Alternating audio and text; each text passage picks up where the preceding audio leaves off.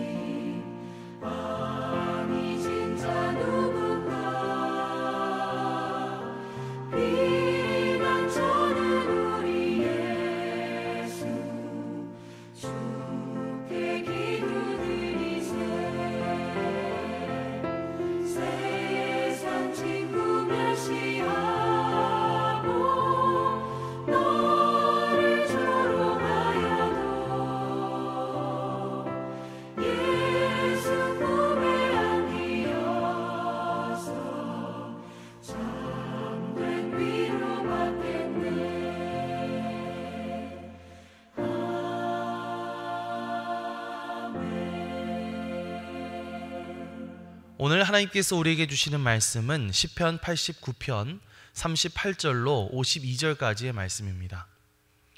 그러나 주께서 주의 기름 부음 받은 자에게 노하사 물리치셔서 버리셨으며 주의 종의 언약을 미워하사 그의 관을 땅에 던져 욕되게 하셨으며 그의 모든 울타리를 파괴하시며 그 요새를 무너뜨리셨으므로 길로 지나가는 자들에게 다 탈취를 당하며 그의 이웃에게 욕을 당하나이다.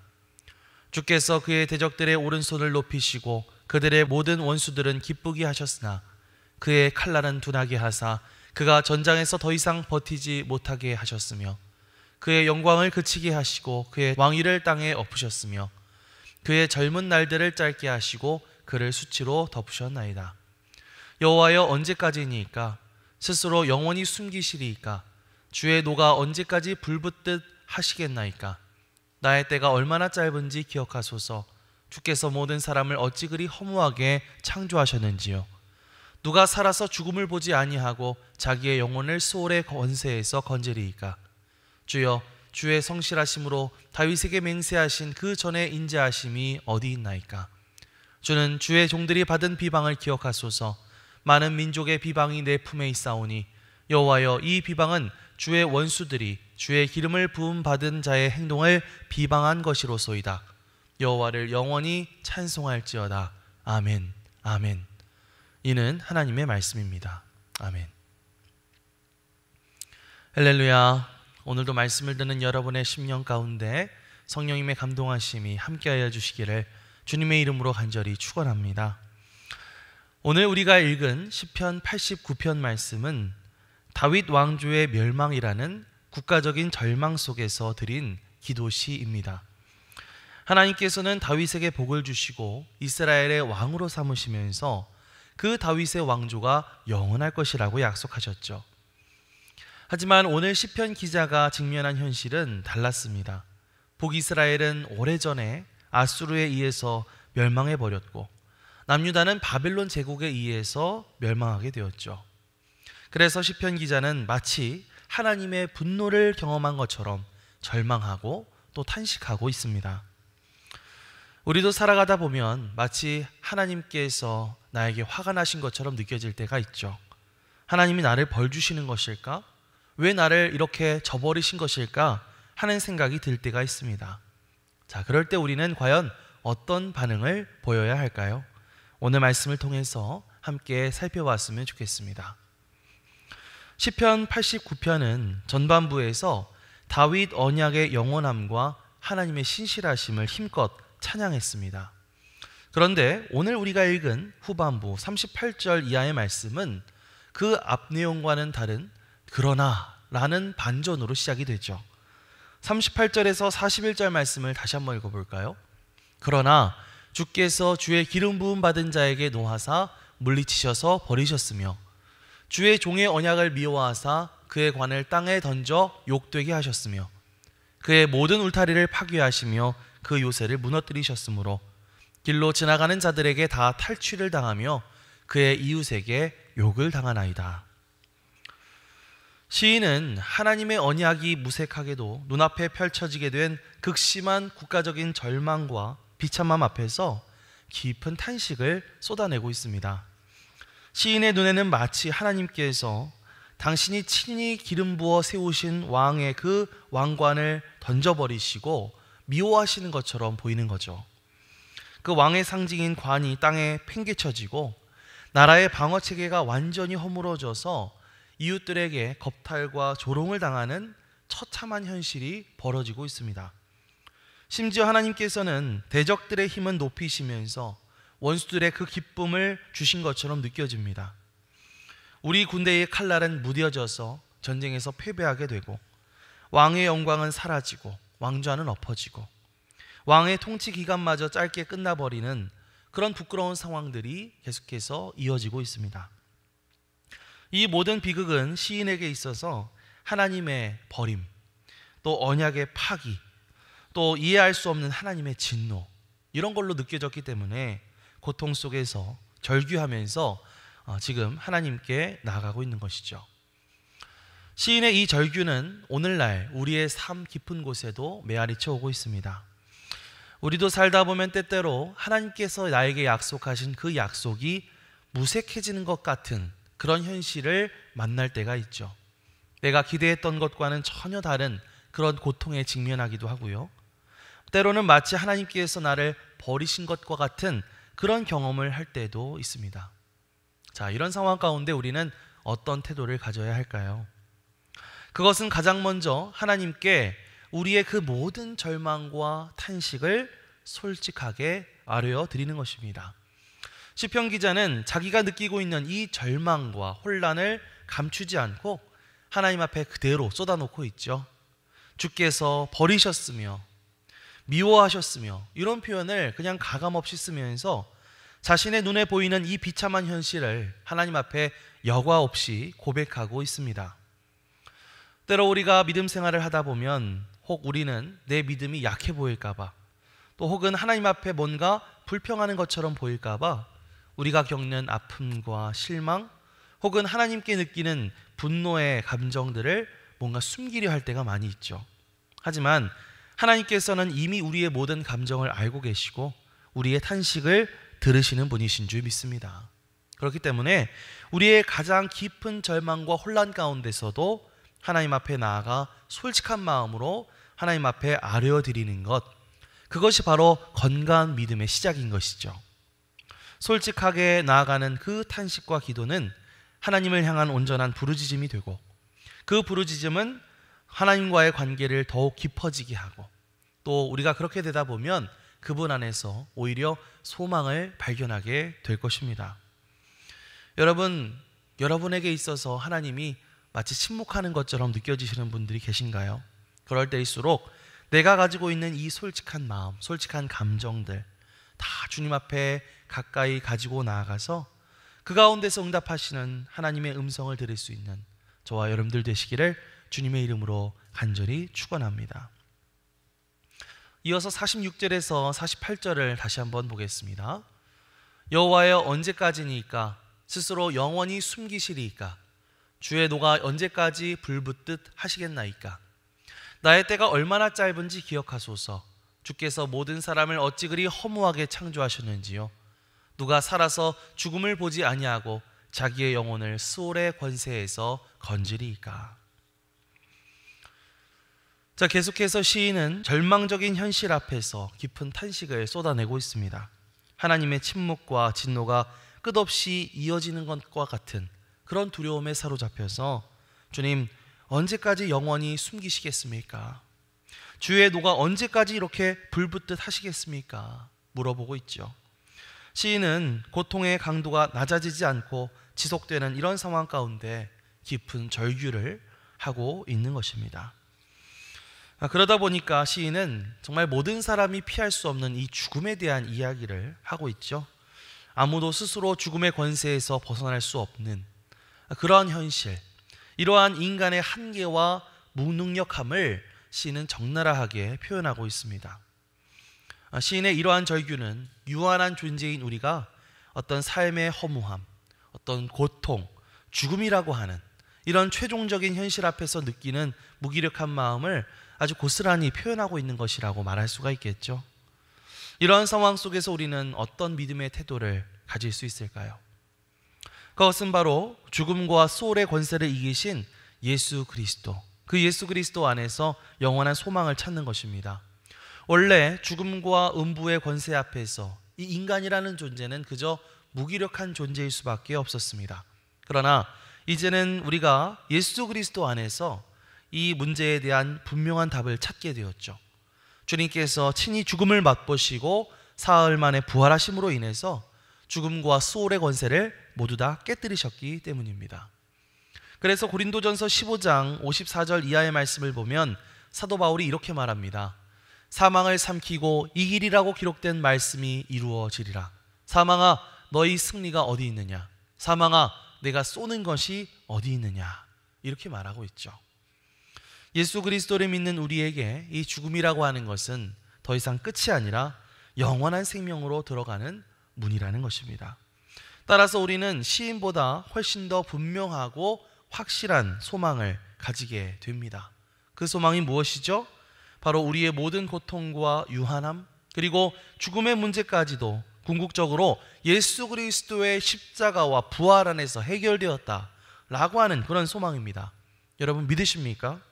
오늘도 우리에게 주어진 이 영원한 소망, 예수 그리스도께서 우리에게 주신 그 영원한 소망을 굳게 붙들고 지금 우리에게 직면해 있는 이 고통과 허무함들을 잘 이겨내고 삶의 진정한 의미를 찾아갈 수 있는 저와 여러분들 되시기를 주님의 이름으로 간절히 축원합니다. 자, 지금까지 이렇게 시편 기자는 깊은 절망 속에서 절규했죠. 하나님의 언약이 무너진 듯한 현실과 죽음이라고 하는 피할 수 없는 운명 앞에서 고통스러워했습니다. 하지만 놀랍게도 그 절망의 바닥에서 시인은 작은 빛을 발견하게 되는데요. 그 빛은 바로 하나님의 언약에 대한 믿음의 불씨였습니다. 시인은 마치 낡은 사진첩을 다시 펼쳐보듯이 하나님의 약속을 다시 꺼내면서 외치고 있습니다. 49절에서 50절입니다. 주여, 주의 성실하심으로 다윗에게 맹세하신 그 전의 인자하심이 어디 있나이까? 주는 주의 종들이 받은 비방을 기억하소서. 많은 민족의 비방이 내 품에 있사오니. 자, 시인은 지금 눈앞에 있는 현실이 하나님의 인자하심과는 너무나 동떨어져 있다고 느끼고 있습니다. 하지만 그는 이 상황 속에서도 하나님께서 과거에 하셨던 약속들, 곧 그분의 성실하심과 인자하심을 결코 잊지 않고 있었습니다. 하나님 기억나시죠? 예전에 다윗에게 그렇게 약속하지 않으셨습니까? 그 약속은 지금 대체 어디 있습니까? 이렇게 다시 한번 묻고 있는 것이죠. 이것은 단순히 어떤 불평하는 그런 말이 아니라 오히려 하나님의 그 신실하심에 대한 굳건한 믿음이 있기 때문에 할 수 있는 그런 호소인 것입니다. 그래서 그는 과거 하나님의 성품과 약속에 기대어서 지금 내가 당하고 있는 고통을 아뢰어 드리고 있는 것입니다. 시인이 하나님 앞에 드리고 있는 이 기도는요, 고난 속에서 우리가 어떠한 태도로 하나님을 바라보고 또 간구해야 하는지를 명확히 보여주고 있는 말씀이라고 할 수가 있습니다. 그것은 무엇이냐? 우리가 하나님의 영원하신 언약과 하나님의 신실하심을 끝까지 붙들고 기도해야 한다, 간구해야 한다 라고 하는 사실인 것이죠. 우리의 감정이나 우리가 살아가는 이 현실은 자꾸자꾸 흔들리고 마구마구 흔들릴 때가 많지만은 그럼에도 불구하고 하나님의 말씀과 하나님께서 우리에게 하셨던 그 언약은 영원히 변함없으신 줄 믿습니다. 그렇기 때문에 우리는 그 하나님의 약속에 근거해서 기도하게 되는 것이죠. 특별히 우리는 예수 그리스도 안에서 맺어진 새 언약의 백성이다, 이렇게 말씀드릴 수 있겠습니다. 예수님의 십자가 죽음과 부활은 우리를 향하신 하나님의 가장 확실한 언약의 증거인 것이죠. 이 새 언약을 붙들고 우리를 죄와 사망으로부터 구원하시고 영원한 생명을 주시겠다는 하나님의 약속을 확신하고 간구하게 될 때에 우리는 어떠한 고난 속에서도 흔들리지 않는 소망을 갖게 될 줄 믿습니다. 오늘도 그 하나님의 성품과 약속을 굳게 믿고 다시 한번 하나님께 매달리며 기도함으로써 우리가 다시 한번 주님과 함께 힘차게 일어설 수 있는 그런 저와 여러분들이 되시기를 주님의 이름으로 간절히 축원합니다. 아멘. 기도하겠습니다. 사랑과 은혜가 풍성하신 하나님, 오늘 시편 기자의 탄식을 통해 우리의 마음 깊은 곳에 있는 절망과 혼란의 모습들을 주님 앞에 고스란히 올려드립니다. 때로는 하나님의 약속이 멀게만 느껴지고 주님이 침묵하시는 것처럼 느껴질 때가 많지만 그런 순간에도 주님 앞에 솔직히 나아갈 수 있는 용기를 허락하여 주심에 감사를 드립니다. 영원히 우리를 떠나지 않으시고 예수 그리스도를 통해 죽음까지 이기신 그 사랑을 우리가 붙들며 살아가게 하여 주시고 우리의 모든 눈물과 탄식을 외면하지 않으시는 하나님, 그 하나님을 끝까지 신뢰하며 나아가게 하여 주시옵소서. 이제 우리의 삶에서 하나님의 언약을 기억하며 절망 중에서도 소망을 노래하는 그런 믿음의 사람으로 설 수 있도록 우리를 인도하여 주시옵소서. 감사드리며 이 모든 말씀 우리 주 예수 그리스도의 이름으로 기도드리옵나이다. 아멘.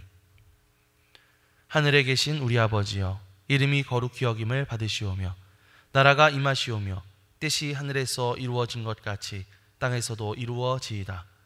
오늘 우리에게 일용할 양식을 주시옵고 우리가 우리에게 죄 지은 자를 사하여 준 것 같이 우리 죄를 사하여 주시옵고 우리를 시험에 들게 하지 마시옵고 다만 악에서 구하시옵소서.